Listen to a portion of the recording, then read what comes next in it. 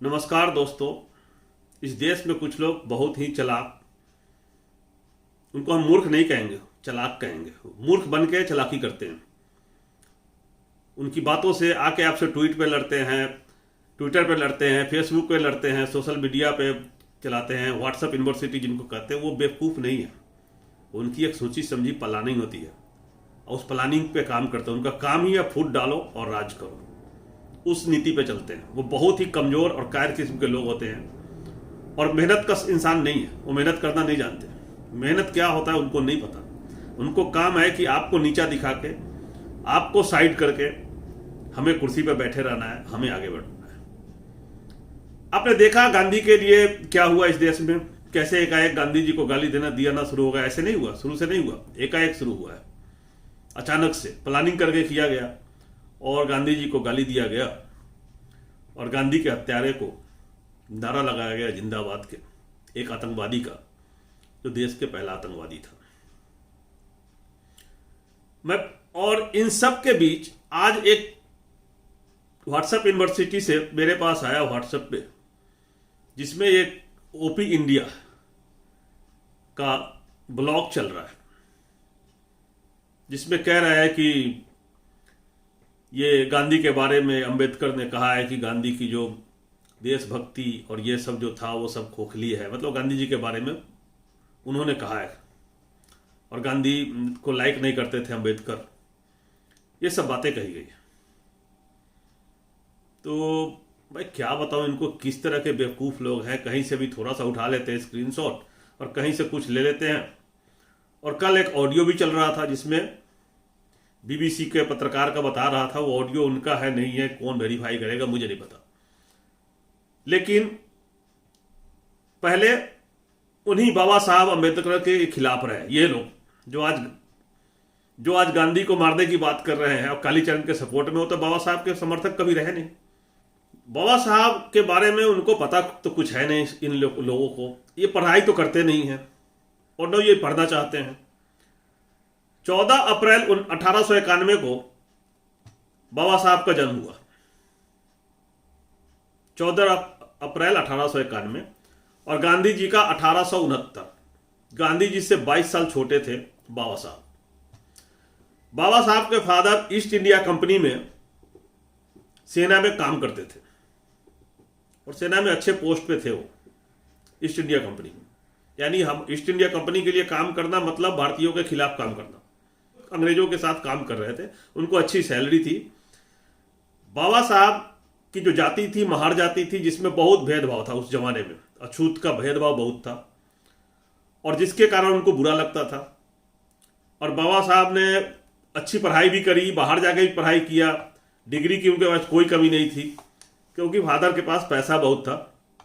ठीक है, उन्होंने माध्यमिक शिक्षा के बाद बॉम्बे विश्वविद्यालय से स्नातक किया, कोलंबिया में जाके एमए किया, अमेरिका में, इंग्लैंड में नहीं, समुद्र पार करके उस जमाने में। तो इनके पास पैसे की कमी नहीं थी, सब कुछ था। 1913 में अंबेडकर 22 वर्ष की आयु में संयुक्त राज्य अमेरिका चले गए थे, 22 साल की उम्र। ये सिर्फ नाराज से छुआछूत से जातिवादी व्यवस्था जो मनुस्मृति में लिखा गया है, मनुस्मृति में जातिवादी व्यवस्था कहीं नहीं लिखा हुआ है। भेदभाव तो बिल्कुल नहीं लिखा हुआ है।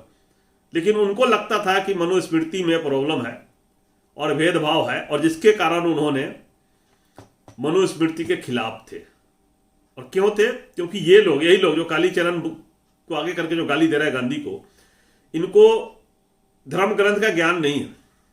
न ये भगवान राम को जानते हैं, न कृष्ण को जानते हैं, न वाल्मीकि को जानते, किसी को नहीं जानते हैं। धर्म के बारे में को पता नहीं है। भगवान राम ने जो भी शिक्षा दिया वो शिक्षा पे तो चल ही नहीं रही है। इसका जस्ट अपोजिट काम कर रहे हैं। जो कृष्ण ने शिक्षा दिया उस पर तो चल नहीं रहे हैं, और मनुस्मृति में भी लिखा है उस पर नहीं चल रहे हैं। मनुस्मृति में जो लिखा है, जन्मना जायते शूद्र कर्मणा द्विज उच्यते। जन्म से तो सभी मनुष्य शूद्र के रूप में ही पैदा होते हैं, बाद में योग्यता के आधार पर ही व्यक्ति ब्राह्मण, क्षत्रिय, वैश्य अथवा शूद्र बनता है। मनु की व्यवस्था के अनुसार ब्राह्मण की संतान यदि अयोग्य है तो वह अपनी योग्यता के अनुसार चतुर्थ श्रेणी में यानी शूद्र बन जाएगा। अगर अयोग्य है, पढ़ाई लिखाई नहीं किया ढंग से, योग्यता नहीं है, तो शूद्र का काम करेगा।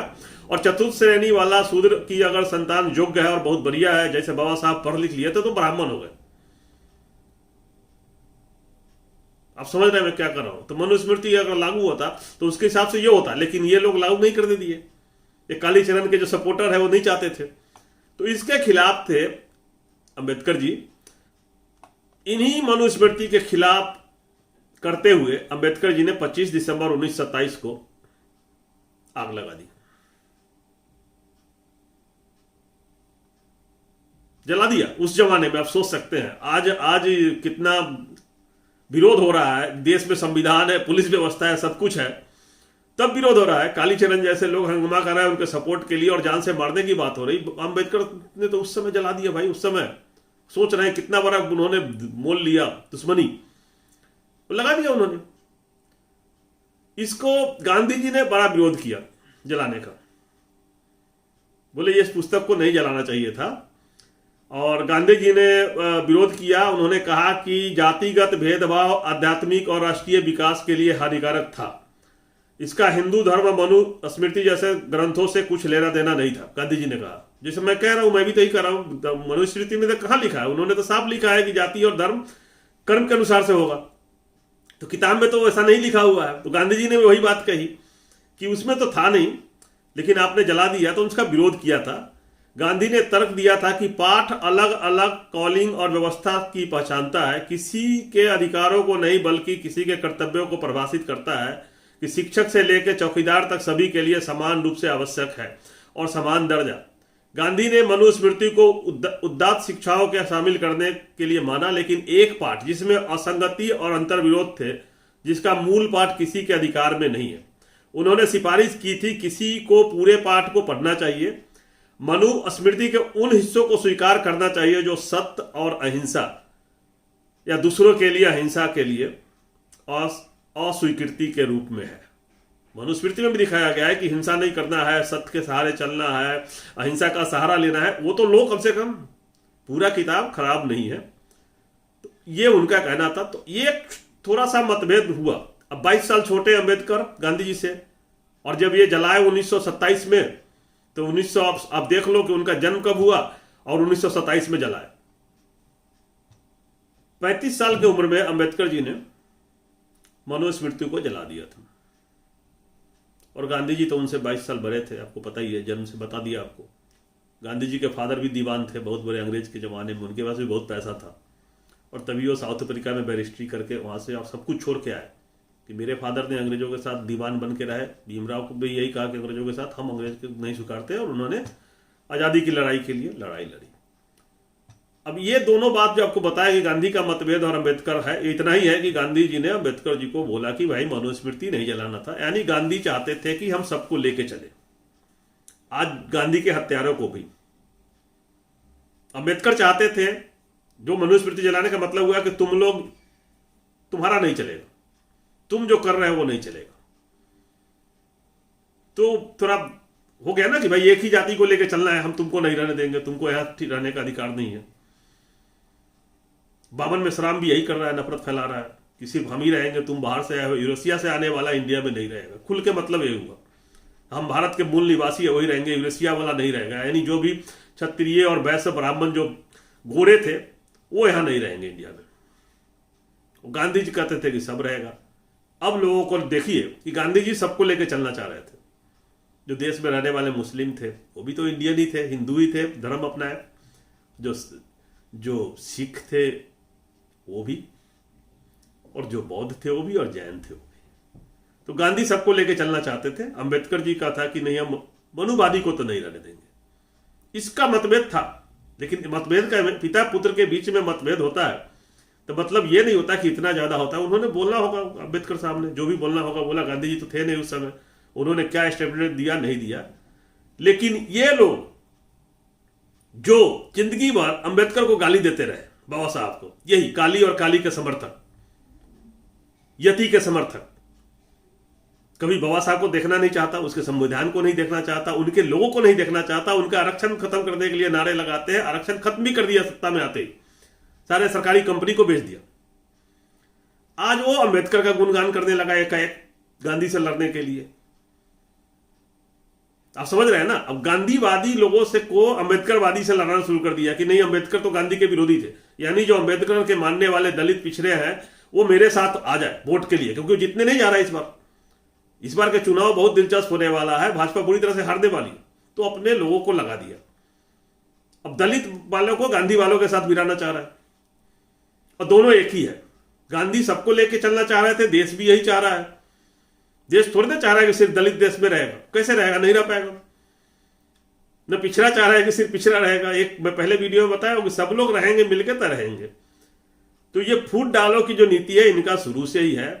अम्बेडकर साहब इनके लिए अब अच्छा हो गया, गांधी खराब हो गया, और फिर अम्बेडकर के लोगों को खत्म करके फिर गांधी को खत्म करने लगेगा। तो ये किसी का सगा नहीं है, ऐसा कोई सगा नहीं जिसको इसने ठगा नहीं। इन लोगों से दूर रहना है। इनकी विचारधारा बहुत ही गंभीर है, बहुत खतरनाक है। तो गांधी तो महान थे, संत थे, वो सबको लेके चलना चाहते थे, और मैं भी वही चाहता हूं। इससे ज्यादा मैं कुछ नहीं कहूंगा। समझो और समझने की कोशिश करो कि क्या हो रहा है। एक एक करके सबको खत्म करता है।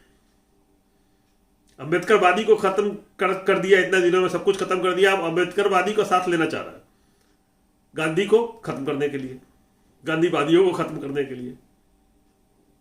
और हम सब ने सोच लिया है कि हिंदुत्ववादी को खत्म करेंगे। खत्म नहीं करेंगे मतलब उनकी विचारधारा को खत्म करेंगे। उनको हमारी बातों से सहमत होना पड़ेगा, हमारे साथ मिलकर रहना पड़ेगा, मानव जाति में उनको लौट के आना पड़ेगा। हम यही चाहते हैं। न हम हिंसा चाहते हैं, न लड़ाई चाहते हैं। हम भाईचारा और एकता के साथ, जिस देश में जो संविधान में दिया है, हम भारत के लोग जिसमें हिंदू मुस्लिम सिख ईसाई सब है, बौद्ध जैन सब जाति के लोग भी एक साथ भाईचारे के रूप में रहें। और मनुस्मृति में भी दिया गया है कि सबके लिए समान अधिकार और सबको समान अवसर मिले, वही चाहते हैं। इसी के साथ मैं खत्म करता हूं। इस वीडियो को ज्यादा से ज्यादा लोगों को शेयर करें। जय हिंद, जय भारत।